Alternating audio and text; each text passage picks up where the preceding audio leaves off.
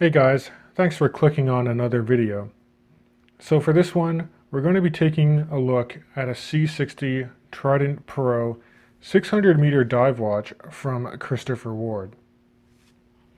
Now what this makes this one slightly different than other Christopher Ward divers I've had on my channel is that this is the mid-size version coming in with a 38mm case diameter.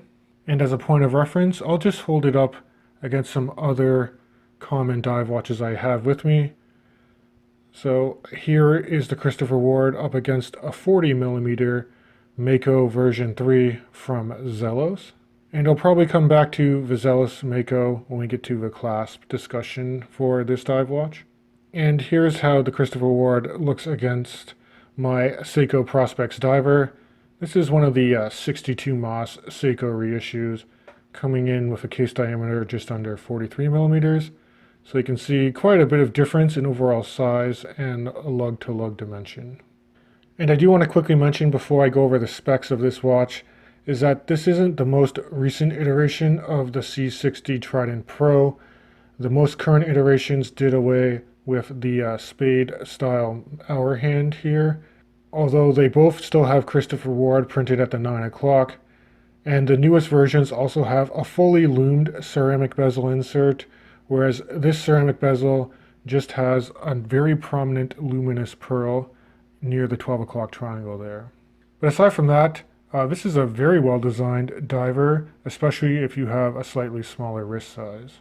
Now personally, I really love the dial layout for these C60 Trident dive watches.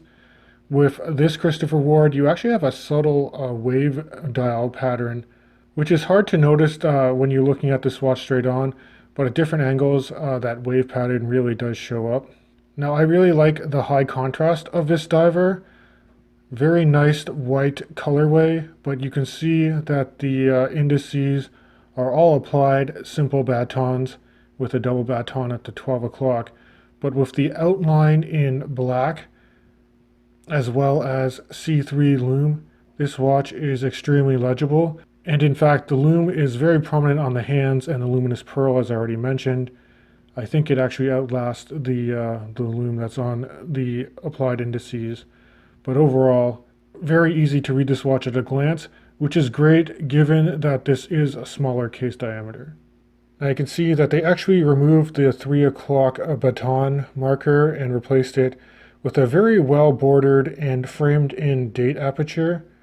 I really appreciate that they color match the date wheel white the same way that the dial is, and then you have very crisp black printing for the actual date.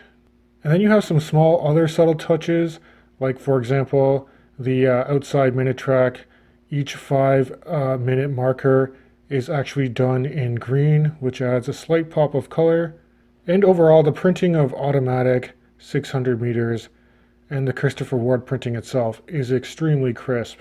Now if we move away from the dial and take a look at the ceramic bezel insert, it's also very legible with the 15-minute graduations, and then you have each 10-minute marker printed on the ceramic insert. The bezel itself is quite tall, very nice coin edging, and you can see how that ceramic insert just slopes a little bit away from the sapphire crystal itself. This is a 120 click unidirectional bezel, and the action is very good. It's quite audible, but you can feel each individual detent, and it aligns very well with the indexes, and there is no backplay once you get it into position. Now I believe the automatic movement housed inside this watch is a Swiss Suida SW200, giving you a beat rate of 28,800 vibrations per hour, approximately 40 hours of power reserve, and it's hacking and hand winding as well. So if you unscrew the screw down crown here, you can manually wind this movement in its first position. If you pop it out to the intermediate position, you can quickly cycle through the days of the week. And then if I pull it all the way out, you can see that I stopped the seconds hand, and then you can set it to any time that you want. Now this crown is very well proportioned for this case. even though this is a 38mm case. The crown is quite prominent, the knarling on it is excellent, and you can also see the Christopher Ward logo deeply engraved into the crown as well. You have slightly truncated crown guards, and a very nice satin finish to the sides of the case. And then if you look up at the top of the case, you have high polish on the lugs. And the bracelet itself has a nice contrast between satin sides and high polish on the tops of the links. Now this bracelet does taper from 20mm at the head of the watch to about 18mm to the clasp. You can see it's got some nice desk diving marks on it already. And the sides of the links here are held in place with a pin-in collar system. So if you do want to size this bracelet, you just got to push out the pin, and the collar is in the center link there. So don't lose that when you're trying to refit this bracelet. Now Christopher Ward has been engineering some phenomenal clasps. This one is no different. I mean, you can see the amount of wear I've had on it already, but it has a twin trigger release system here, and then very nicely machined swing arms. And note that you actually have to push both of these triggers, because there's two posts here, in order to release that swing arm mechanism. And you'll probably note that there's no micro adjust anchoring points drilled into the clasp, but just under it you have this push button here that you can manually use to give yourself incremental toolless adjustment.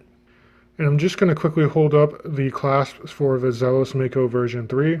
I think a lot of micro brands, especially from the Far East, have reverse engineered this clasp because it's extremely similar. You can see the twin trigger release mechanism, very similar swing arms, and dual post option here, and then that push button slider for the toolless micro adjustment is also present on the Zelos Mako 3. And I'm not trying to call out Zelos for doing this. I think a lot of micro brands will start utilizing this clasp because it is such a good clasp to be using. Now before I throw this guy on wrist, do note that there are solid end links to this bracelet, and you do have the Christopher Ward Trident logo dead center there on the case back. And this case back is screwed into the case just to help give you the watertight 600-meter water depth rating. Alright, so here's a quick wrist shot of the 38mm C60 Trident Pro diver on my 19cm circumference wrist, or about 7.5 inches. So you can see, even though I have quite a large wrist, I do think that this watch sits quite well, and with the legibility, it's actually quite easy to read and very comfortable to wear. Now as far as minor improvements go, I do think Christopher Ward has already addressed some of them with their most recent iteration of the C60 Trident Pro divers. For one, the loom has improved, especially on the simple baton applied indices. And it's not even that big of a criticism considering that the dial is much smaller here. On the 43mm divers for Christopher Ward, legibility is definitely not an issue in low light conditions. Now some people do find that the 9 o'clock printing of Christopher Ward is a bit divisive. The first divers that came out from Christopher Ward actually had it printed under the 12 o'clock position, and I think that just led to a little bit better symmetry overall. But other than that, guys, I think if you're looking for a dive watch that's mid-sized and under $1,000, you really can't go wrong picking up one of these. As far as pricing does go, these retail for around $900 US, but I do know that Christopher Ward routinely puts out discounts codes where you can save yourself over $100, and you can also pick it up on the gray market or on used watch forums like I did with this guy and save yourself some more money. So that's my overview of the mid-sized Christopher Ward C60 Trident Pro diver. I'd love to hear your guys' feedback in the description of this video, and as always, I hope you guys stay safe, and I'll catch you guys in the next one.